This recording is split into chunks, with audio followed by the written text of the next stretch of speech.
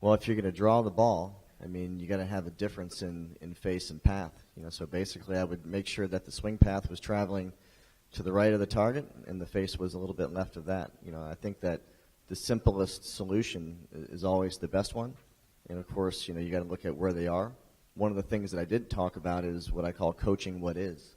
You have to be able to coach what is before you. So, once you establish, through awareness what they're doing now, then you can enact a protocol to give them something that is going to give them that ball flight. But it's all face and path as it relates to curvature. So those are the two things you got to be able to get moving in the proper alignments.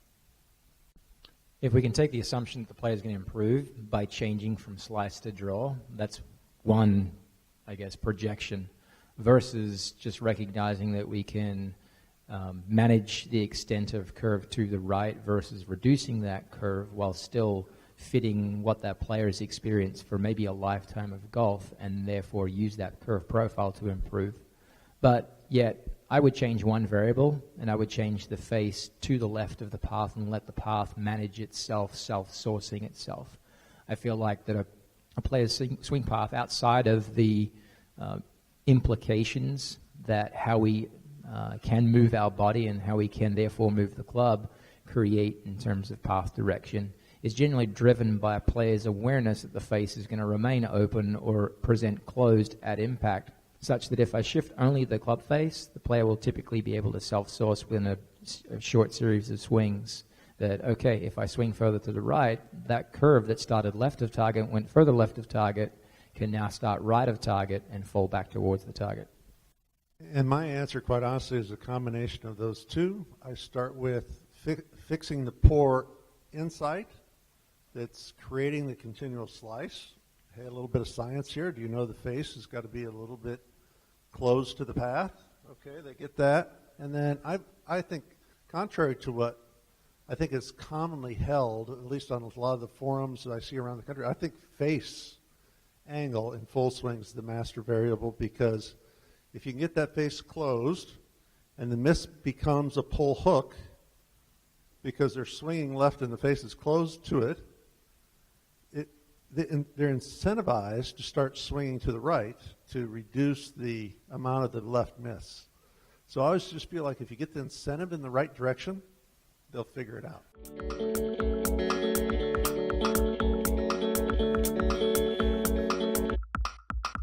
I think there are things that you can do through measurement and data, like these guys are talking about, to be able to create a better or more clear expression of what their true skill level is relative to the competition. So if they see that the things that they're doing are definitely in line with high performers, then they have to start permitting themselves to believe a little bit more. But I think it comes down to the mental attitude of who determines expert status. I mean, you do. And at some point you have to start turning around your mindset and believing that you had the skills and the tools to be able to compete. And the thing is, at the end of the day, if they can't turn that belief system around, it doesn't matter how well they catch the ball in the center of the face. In 4 rounds of competition against the world's best players, it's just not going to add up. So I think there's an emotional component to it, but I also think there's a data collection component that you can put those two things together and hopefully get them over the hump. I couldn't agree more. And in addition to having just an overall conversation with this player that you're describing has proficient skills but yet sees that there is opportunity for more perhaps, I would just generally have a conversation with them about satisficing versus optimizing. And the difference being that when a player tries to over-optimize, they're looking for needles in haystacks that don't become the difference makers that might improve their performance. Whereas when a player satisfices, they're getting rid of baggage that would otherwise bog them down. That baggage could be, well, at the top of the swing, I don't like how when anyone shoots a video of it, I look in this way, when it really at the bottom of the swing doesn't necessarily affect. They would negatively provide poor instructions to the ball. So satisfies is recognizing that a player has what they need to play the distance and competition level they're trying to compete at. And that is applicable to recreational golfers as well. So I've moved along this developmental continuum of changing less and actually affecting players more positively.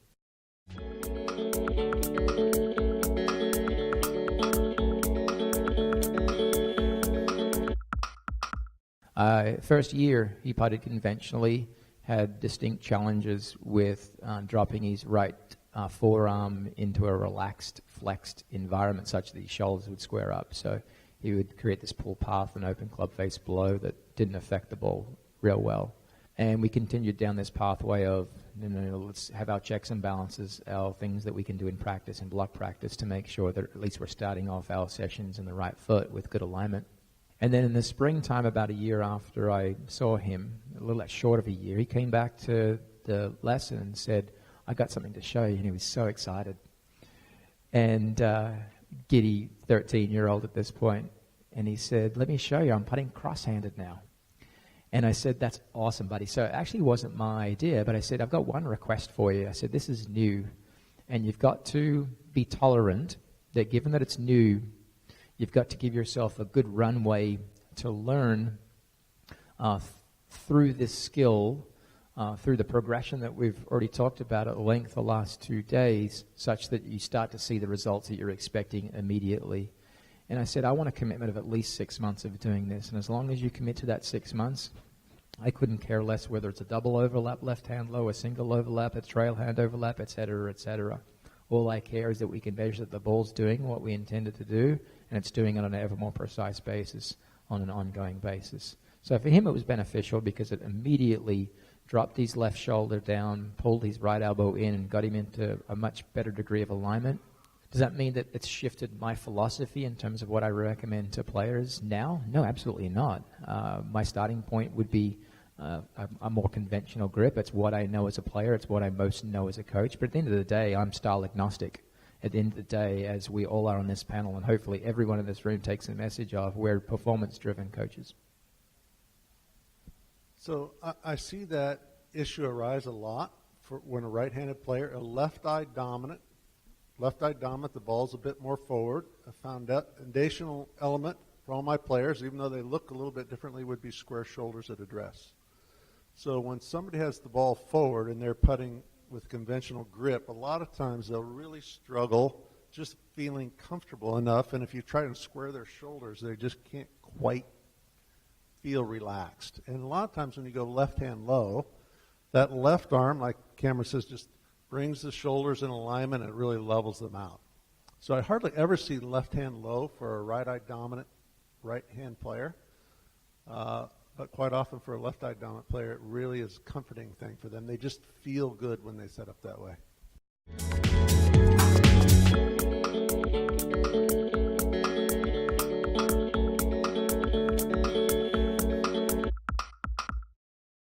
Well, you got to be able to make an assessment of who is standing before you. And then based on what you feel like their talent level is, decide what the best protocol is to be able to quickly change their ball flight. I mean, you're going to have way more dogs show up than cats. That's for sure. All the cats are on TV, right? And maybe they're winning the club championship or playing collegiate golf. So, but you're going to have people that come across your lesson tee, and they've got good hand-eye coordination. You know, and if I'm watching someone in the first 10 minutes of a lesson, you know, I'm looking for patterns. I'm looking for patterns in flight, and of course patterns in contact. And if I feel like throughout a sampling of shots, I'm seeing more shots that create an unreasonable relationship between the club and the ground and the ball, and of course the resulting flight, then I'm going to try and make some adjustments to get them closer to things that we might think of as common or more old school base fundamental movements. But the thing is, as a coach, you got to be able to do both. You got to be able to coach both people. Otherwise, you're going to take one segment of the population and do them a disservice. I've had plenty of experience with cats and dogs in my life, and I know that cats don't like to be led on a leash.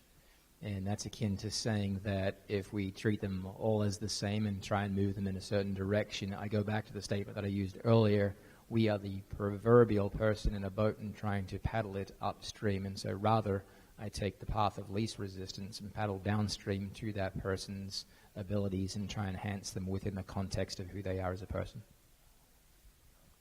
And certainly I get the same cats and dogs issue, but the one person I have only so much energy, only so much time. It's a capital that I'm spending to try and help these players, but what you can't help would be a dog with a bad mindset and a bad work ethic. That person you need to jettison because they're taking the time and energy away from the dog who's self-disciplined and wants to work, or the cat. And I just feel like it's like the 80-20 rule. You know, you get 80% of the benefit by doing 20% right. Pick the students that are willing to work. Don't worry about if they're a cat or a dog.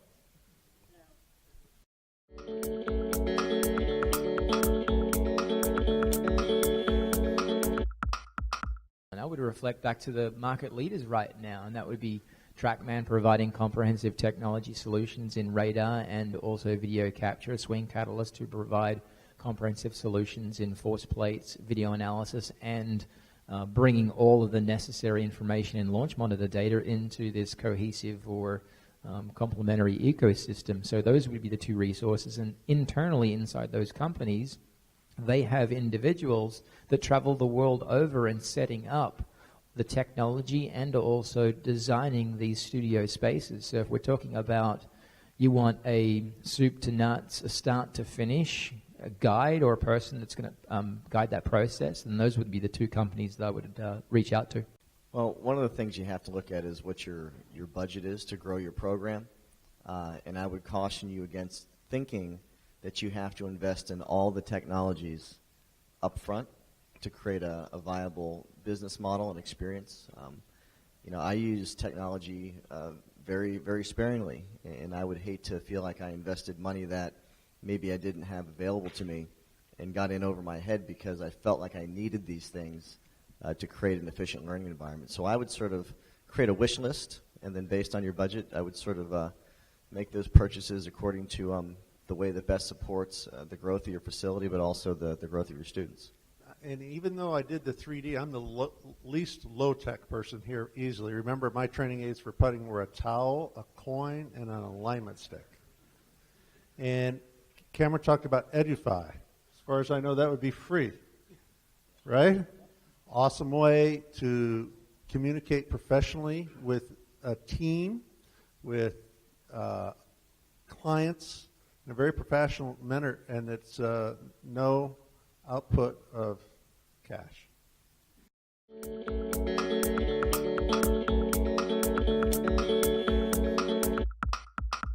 Essentially, you've got to take a person through this long-term developmental horizon, and you've got to educate them to the fact that whilst you can affect ball flight in a very, very short time frame, you can't translate that into actionable skill that'll show up on a golf course very rarely immediately. These aggregations happen over time.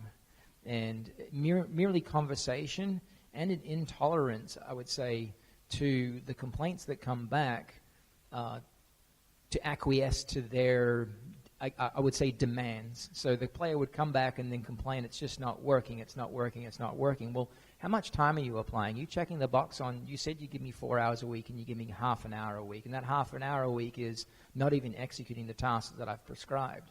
So there are many reasons why that player may not be able to transfer what they're demonstrating quite frequently and quite agilely on the driving range on the golf course.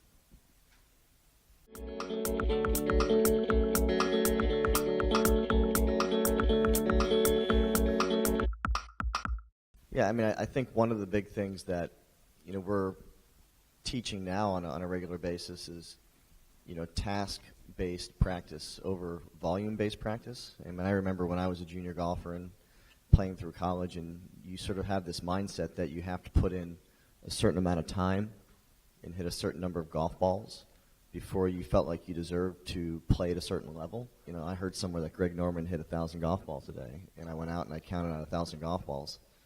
And I hit him in one day, and I said, I don't think I can do that again. And it wasn't effective practice. So with task-based practice, you can actually go out there and you might have 2 or 3 tasks that you're going to try and complete. And let's say you have a putting exercise that's pace-based. You might go out, you might complete that in 5 minutes, right? But if you were going off of volume-based practice or a time block, you might feel like you have to stand out there and putt for an entire entire hour, which might seem tedious, which makes it become counterproductive. So when you complete a task, you reward yourself by allowing yourself to do something else, like go to the first tee and play. Now the next day you go out, if you have to complete the same task, maybe you're not quite as proficient, and it might take you that hour. So I think being able to create a practice plan that is moving and growing and organic, that doesn't get stale with some of those options, I think is a good thing to do. You know, not to get off topic here, but we are facing in golf a bit of a mini crisis with the culture of the youth who have an iPhone 24/7 like this. They're constantly being stimulated, yet golf is a game of patience. It's a game of getting away from the technology. It's a space where you can just be with the environment. That's why Jeff likes surfing, right? So here we got a clash of what golf requires and what our modern society is becoming all about. And we're not immune to it either. I had my phone out. I saw several of you doing the same. So you have to engage them kind of emotionally and challenge them and tap into their competitive spirit. If you had 4 kids going through the motion and you said, okay, here's a scoreboard. We're going to play King of the Mountain. Here's the task. The winner gets to write their name at the top. The loser's got to put his name at the bottom. And the one at the top, it gets the 3 people who don't win are going to go down the hill and buy a soft drink for the winner, and he's going to sit in this chair, and you're going to serve him like he's the king of England. You know, you create something that ups the ante, that engages them mentally. They'll put their phone away. They won't go through the motions because they want to write their name at the top. So that's about creating a culture where the environment is creating the right stimulus for them to do the work. And so what we're touching on here is motivation towards action. So moving towards, to go back to Jeff's comments from yesterday. And then furthermore, as a motivation towards action, oftentimes we deal with distraction, don't we? And in particular, when we're talking to youth athletes, the necessary time application to satisfy social interaction as we're going through those adolescent years is in direct conflict, isn't it, with the amount of time necessary to apply to become good at something. And so building relationships and motivating someone towards taking action is as simple as conversation, is as simple as creating the right task focus and the right challenge in their training, such that then the conversation becomes, quite frankly, easy. Dude, you're doing only enough to get by. You're getting left behind in this race towards your end goal. You've got to change what you're doing to get better. So we've got to eliminate some of the distractions. Is it a peer group that needs to change? Do we need to trim some of the friends that you're hanging out with? Do we need to trim the other activities you're involved with? Put the phone down and execute on what it is that you promised yourself. After all, you're the one that has to look yourself in the mirror every night and answer the question, did I get better today?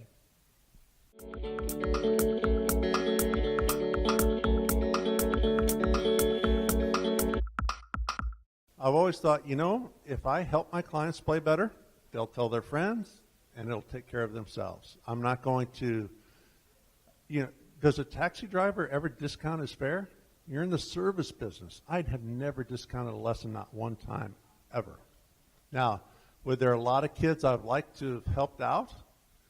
Yes. But what I do for that person instead is they pay full price for their lesson, but I add in time for them. Let's say my lesson is $200 for the hour. They pay their $200. I might spend 2 hours with them, and I just don't say anything. But everybody should have to pay. And I have fired cats that have paid me a lot of money. But at some point, it's got to be good for both parties. You've got to be good for each other. And if they're not like-minded, you're better off finding somebody who is, even if it's a dog.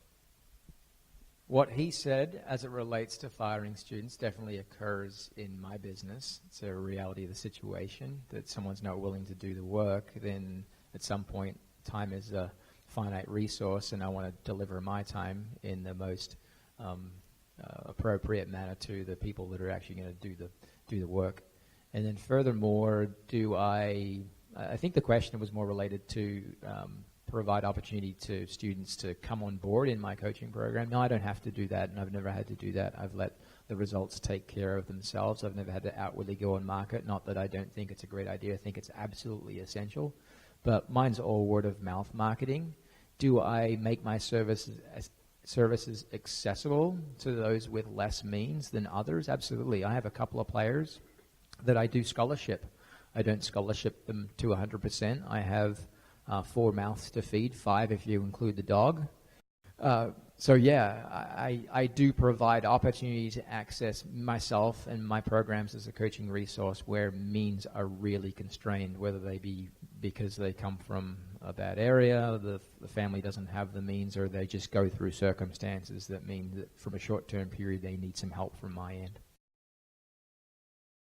You always know who can afford it and who can't, and you know who can drum up the resources for the service if they need to. But there are those circumstances where you come across someone that is truly genuine. They're interested in who you are and what you do, and you know that you have an opportunity to make a difference in their lives. And we've had a number of kids that have been in that situation, and we've made concessions to make it more possible for them to have a special experience. But if it doesn't cost anything, then it's generally not valued. So there's got to be some kind of a trade. Either it's a monetary trade, or it's just an effort, a help-based trade. I mean, I've had kids come out and help set up my lesson tee and rake our bunkers and be part of our program because they knew that I was going to invest a little bit in them if they invested a little bit in us. So I think that there are definitely circumstances where you just got to kind of go with your gut. You got to go with your heart and realize if you can make a difference and that person is really genuinely thankful and they can help you in other ways, then I think it's a good arrangement.